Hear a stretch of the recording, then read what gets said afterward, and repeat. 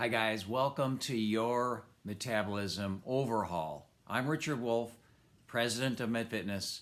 We are a strength training studio located in St. Charles. To learn how we make life better for our clients, visit medfitnessprogram.com.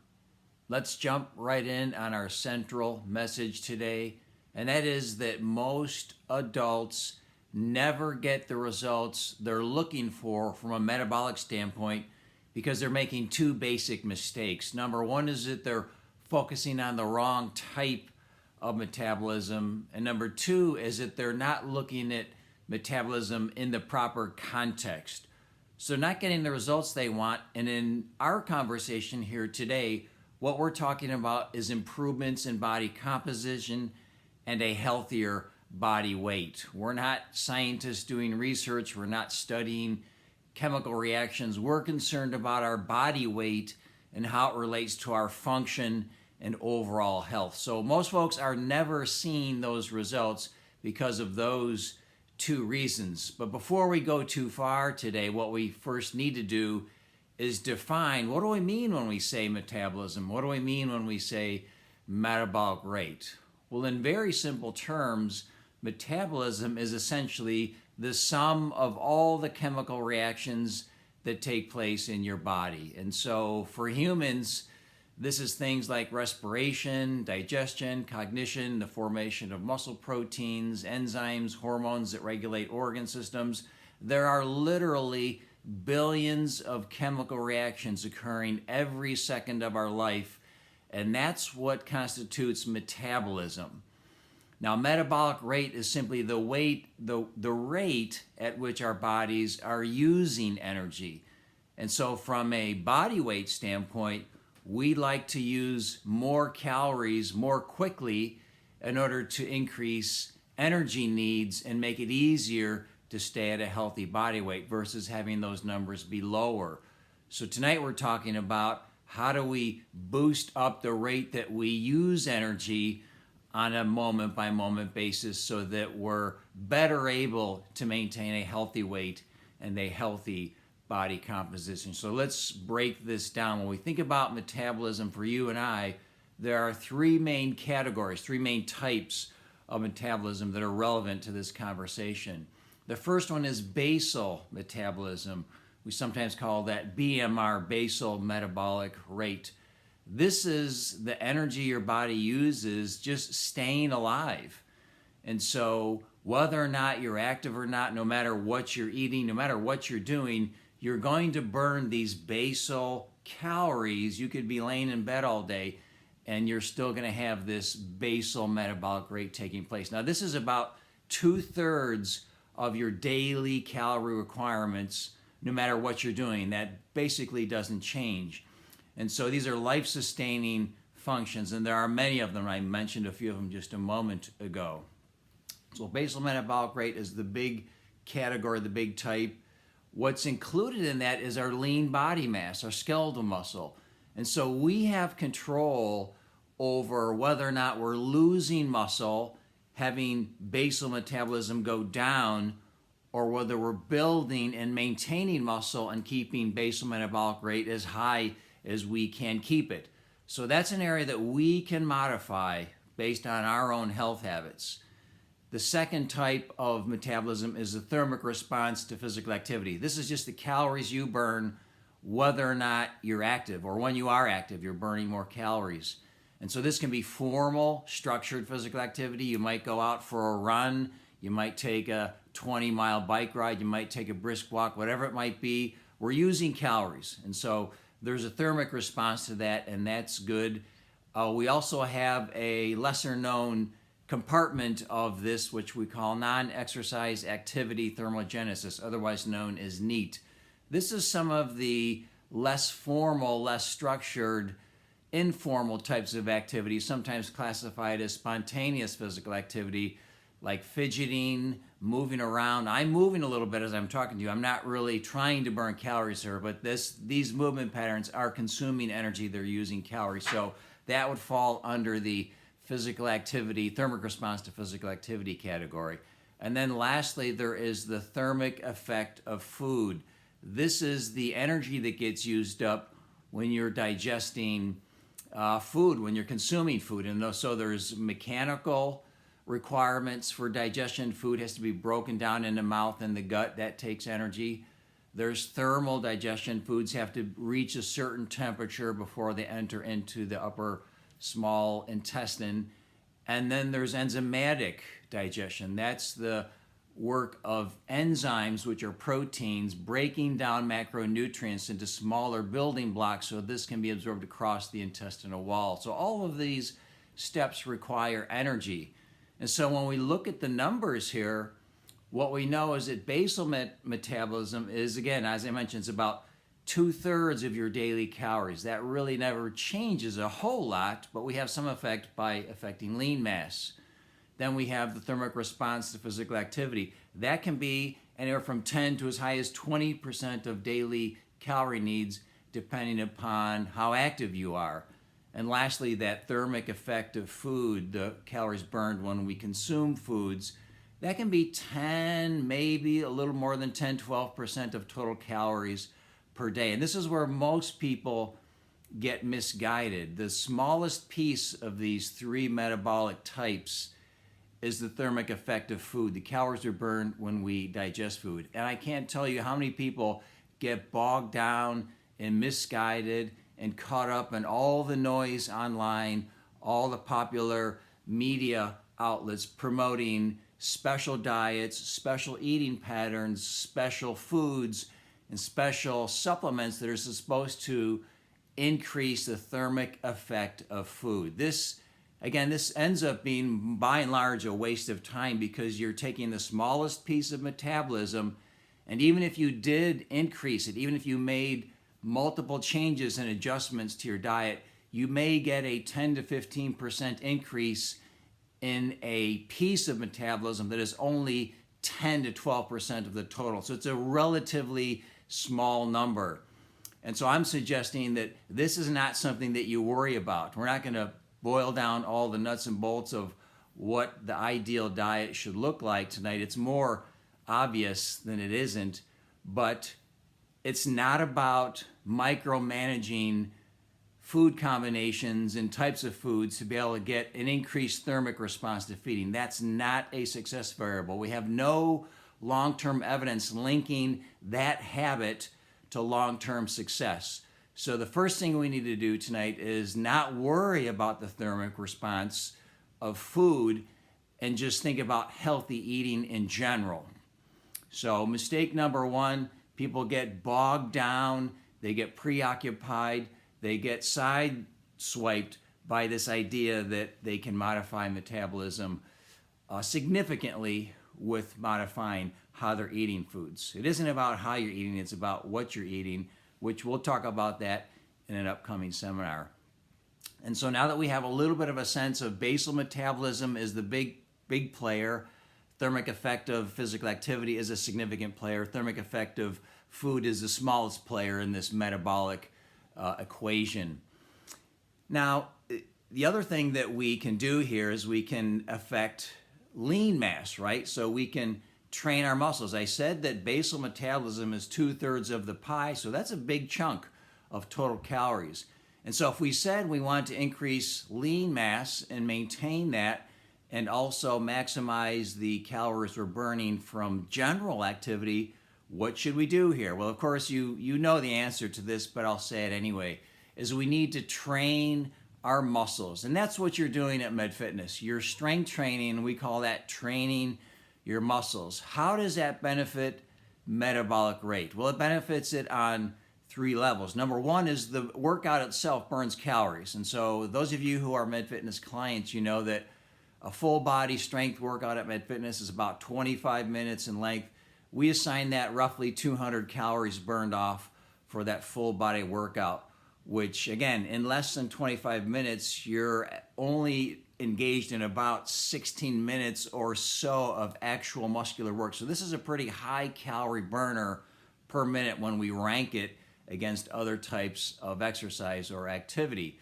So number one is that we can burn more calories when we train our muscles by burning off at least 200 calories per workout twice a week. This is 400 a week.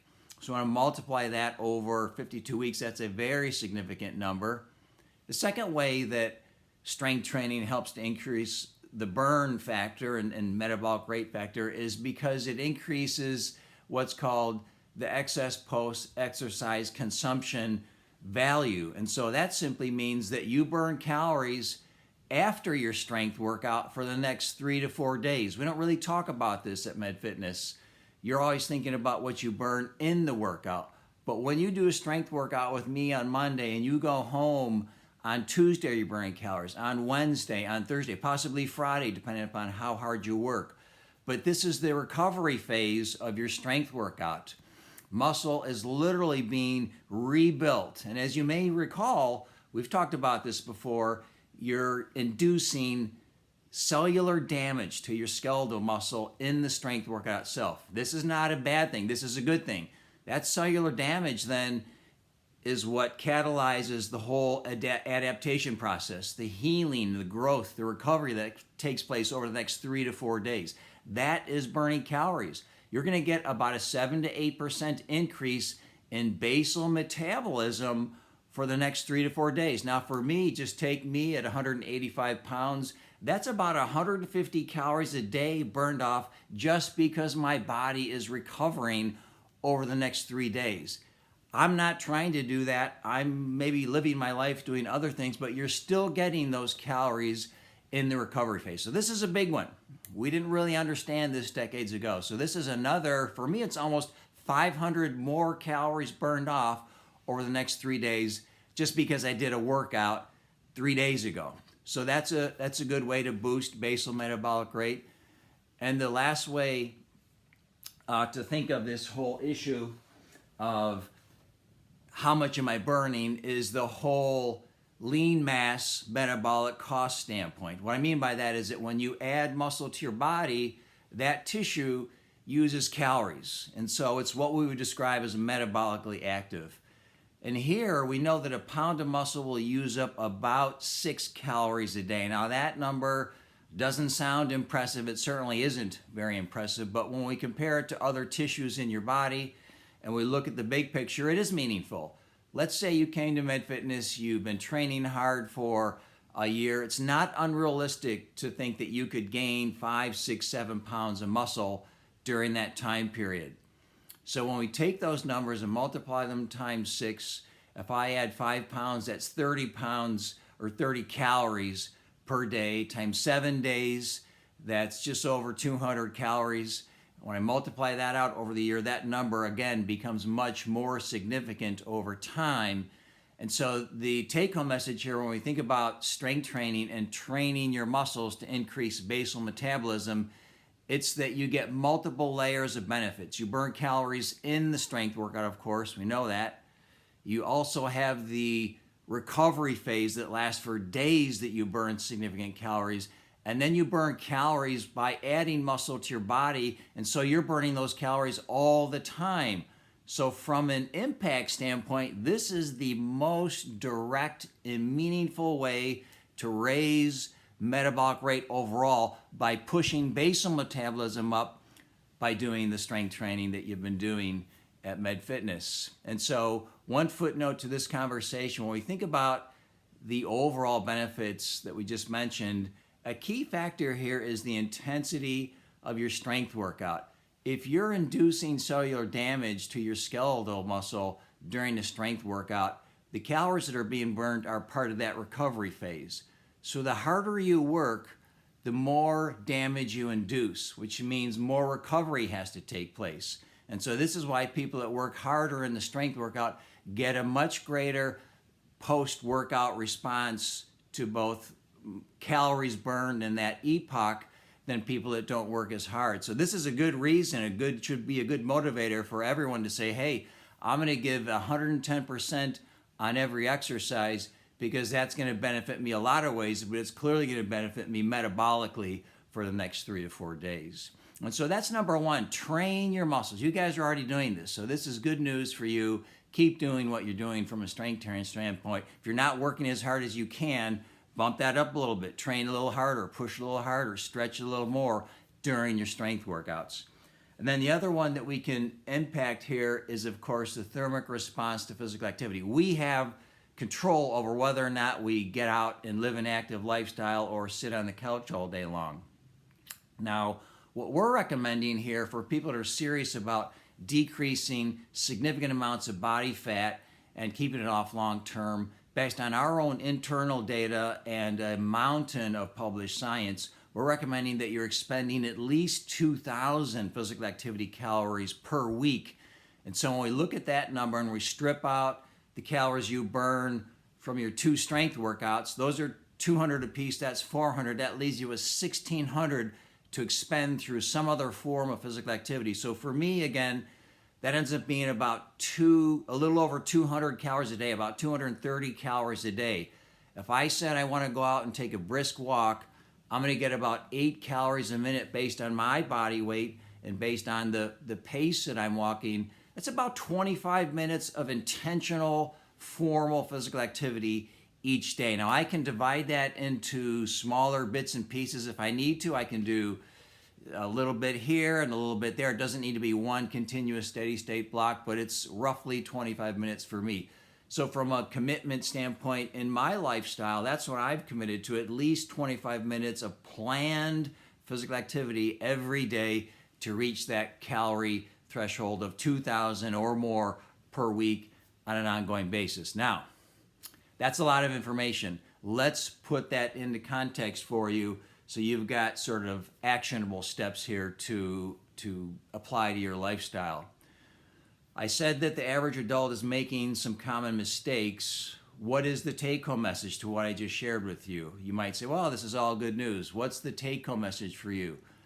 Number one is that this is an investment. I know this seems common sense, but when you think about the changes in metabolism that you're going to get and the calories you burn by doing some planned activity day to day, this is an investment in your future, and you want to view it that way. These behaviors, these don't get you ready for looking good at the beach in a month. These take time to have an impact on your overall body, overall weight, and overall health. And so you want to look at these as a long-term investment in your future. Think about it. I'm 57. I was 9 years old when I started to lift weights, and so I've been strength training for a lifetime. And so today when I'm working out, living my life, I'm benefiting from decades and decades, about 40 years of strength training and being active as a kid and as an adult. So don't expect these behaviors, as relevant, as important, as impactful as they are. They don't create miracles. They don't change things overnight. So you want to look at the long-term picture and recognize that what you're dealing with is a forever behavior that is an investment in your future. So don't be discouraged if you say, hey, I've been strength training for 2.5 months, working out hard. I don't see any gargantuan changes. That goes to my second point. When we think about your body weight, it is so clear we can't burn off a bad diet. Let me say that again. We cannot burn off a bad diet. So if your eating habits aren't what they need to be, it doesn't matter what you're doing with your strength workout and your exercise overall, you're not going to see significant changes in body size or body shape or fat levels if you're not tackling the most relevant issue here, which is what you're eating. Your diet is clearly the most important factor determining whether or not you're gaining body fat or whether or not you're losing body fat. The strength training is good for dozens of reasons. You know that. We've talked about this for years at MedFitness. There's just mountains of health benefits to you. One of those, which is certainly not the least, is just feeling better and living a better life. But there's many reasons why we should strength train. But we know we can raise metabolic rate with that, but that's a long-term impact play here, guys. Don't expect miracles overnight. Same thing with physical activity, but from a body weight standpoint, it really fundamentally is linked to what you're eating, much more so than those changes in metabolism that we see through the health habits of exercise and specifically strength training. So I hope this is helpful to you. Continue doing what you're doing if you're strength training at MedFitness. If you're not strength training at MedFitness, you can always try us by scheduling a free trial workout and see whether or not we're a fit for you and you're a fit for us. Thanks for watching tonight, guys. I will see you next time.